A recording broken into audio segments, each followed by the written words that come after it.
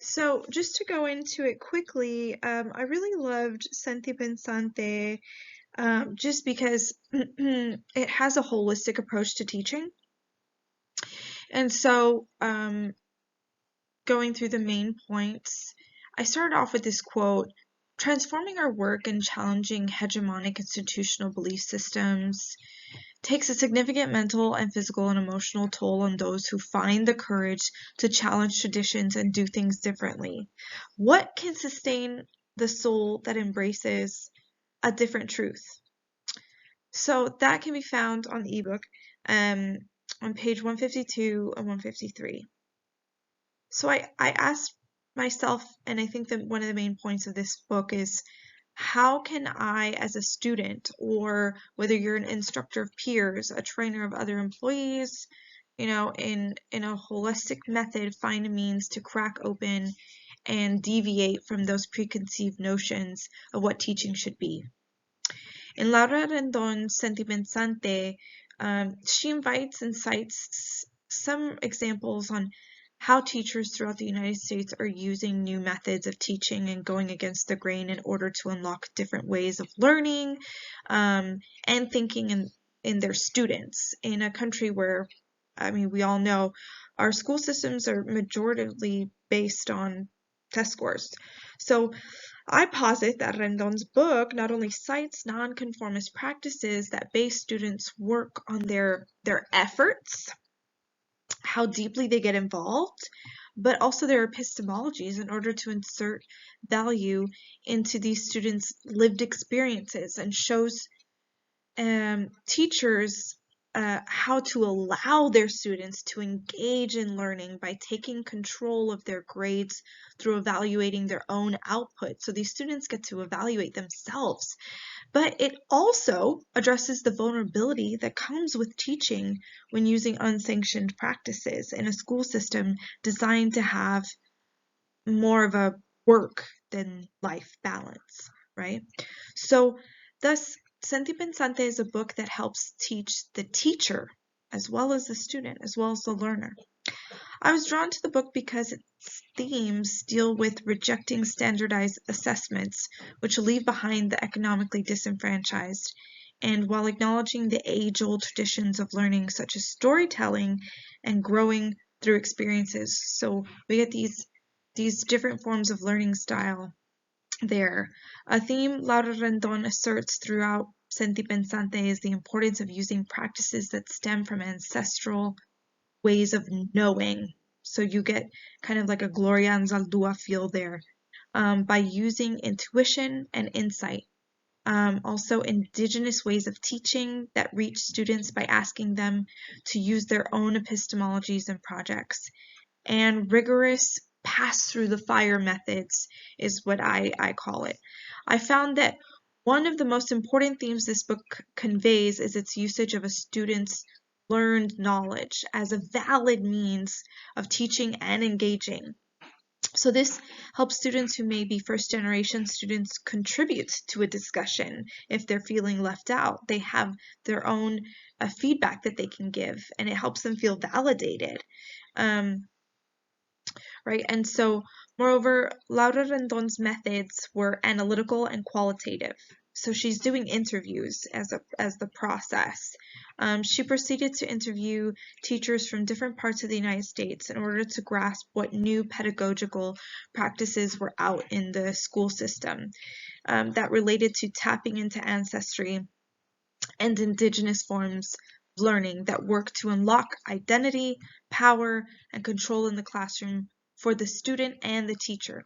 I also found it important why this would be listed as a valid measure of teaching, because though the teachers analyzed by Laura Rendon had a common theme of averting standardized testing and grading, which may seem a bit laissez-faire, they did each have their own style, which required the student to immerse themselves in a very involved process. And so, for instance, one teacher focused on writing a moon journal on a night when she knew there'd be no moon. This reflection through journaling to some may seem easy. The process was left abstract, though, and ambiguous in its directions, to put the students in a state of problem solving where the students had to figure it out for themselves, requesting that the students use both their spiritual and logical sides to complete the task.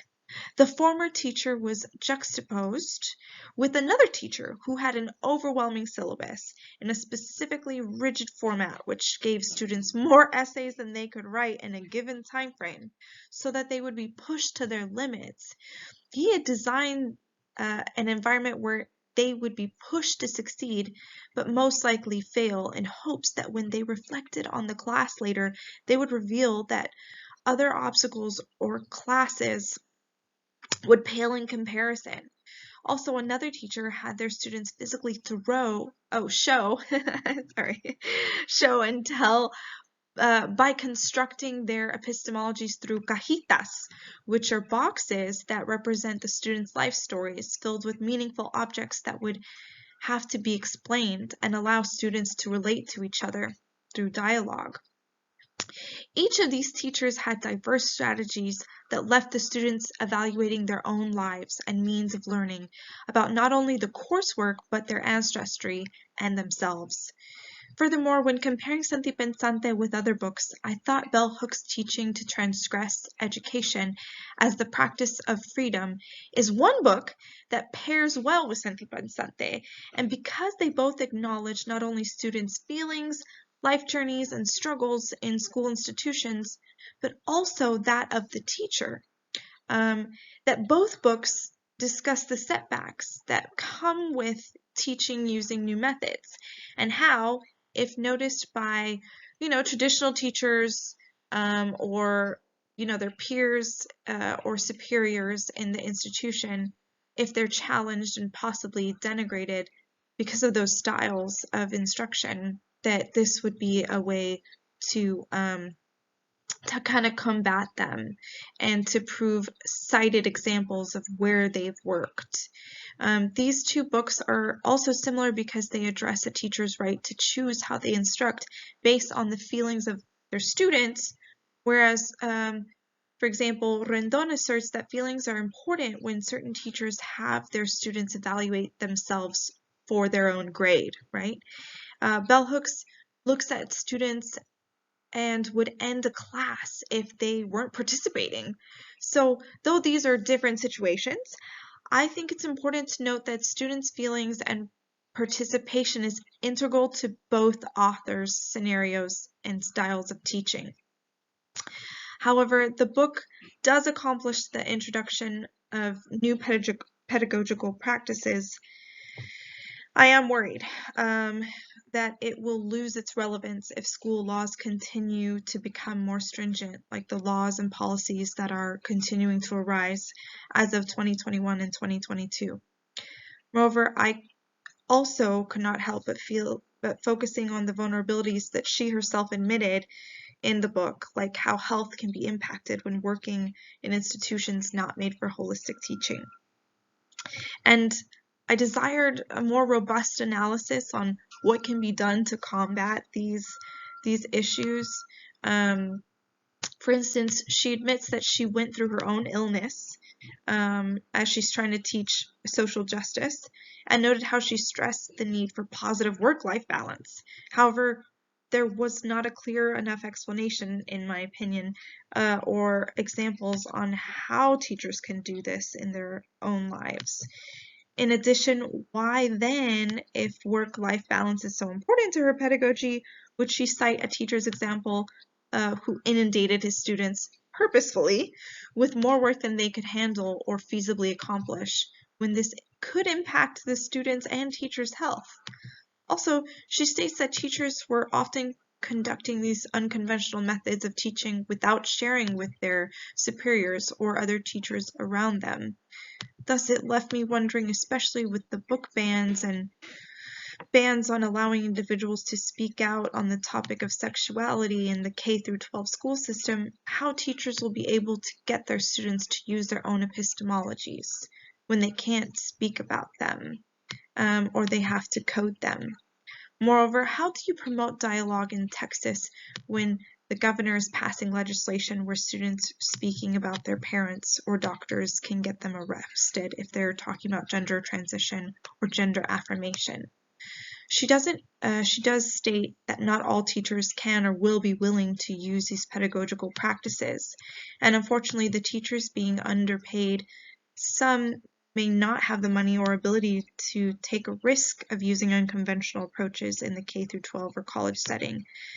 It would be helpful if Rendon cited school codes, legislation that affirms freedom of speech, and other ways to tactfully combat the issue of coworker harassment and job retaliation by closed-minded individuals who have not had the opportunity, unfortunately, to learn from other sources or have school funding that is hanging in the balance, because this may impact students, teachers, and even schools who are economically disadvantaged. So in conclusion, yet despite those concerns, I would highly recommend this book for professionals involved in program and curriculum development.